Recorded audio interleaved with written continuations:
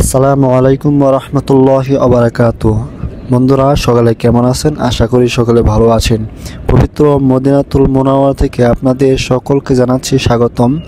বন্ধুরা, আমাকে এক বোন কমেন্ট করেছে আরাফার রোজা কয়টি এবং কী বারে আমরা আরাফার রোজা, কয় তারিখে আমরা আরাফার রোজা রাখবো সেটা বিস্তারিত জানান, একটা ভিডিও দেন। তো বন্ধুরা, সেই বিষয় নিয়ে আমি আজকে চলে আসলাম। ইনশাল্লাহ আপনাদেরকে আজকে বলবো আরাফার রোজা কবে রাখবেন এবং কয়টি রোজা রাখবেন আরাফার। তো বন্ধুরা, চলুন ভিডিওটি শুরু করি। হিজরি বর্ষের 12তম মাস জিলহজ অত্যন্ত মর্যাদাপূর্ণ একটি মাস। এই মাসের 9 তারিখ বলা হয় ইয়াউমুল আরাফা বা আরাফার দিন। আরবিতে এই মাস ছাড়াও রজব, জিলকদ ও মুহররমকে বিশেষ মর্যাদা দেওয়া হয়েছে। অন্যদিকে জিলহজ মাসের আমল খুদমন আল্লাহ রবের কাছে অনেক প্রিয়। ইবনুল আব্বাস রাদিয়াল্লাহু তাআলা আনহু থেকে বর্ণিত হাদিসে এসেছে, রাসূল সাল্লাল্লাহু আলাইহি ওয়াসাল্লাম বলেছেন, জিলহজ মাসের প্রথম 10 দিনের আমল অন্যান্য দিনের আমলের তুলনায় উত্তম।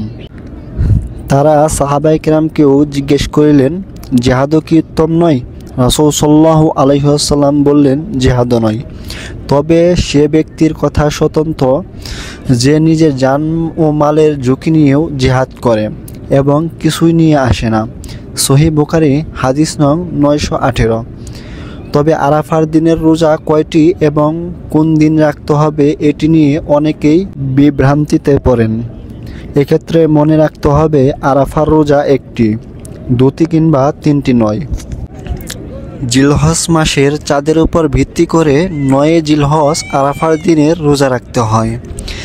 যারা হজে যান না তাদের জন্য এই রোজা রাখা অত্যন্ত ফজিলতপূর্ণ।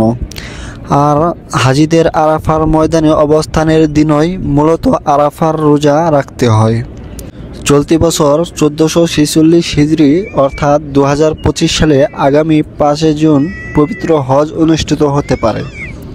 চাঁদ দেখার সাপেক্ষে বিষয়টি নির্ভর করছে। এই হিসাবে চলতি বছর দেশে আগামী 6 বা 7 জুন শুক্র বা শনিবারে আরাফার দিন হতে পারে। বন্ধুরা, ইনশাল্লাহ আমরা সকলে আরাফার রোজা রাখার চেষ্টা করব। আমিন।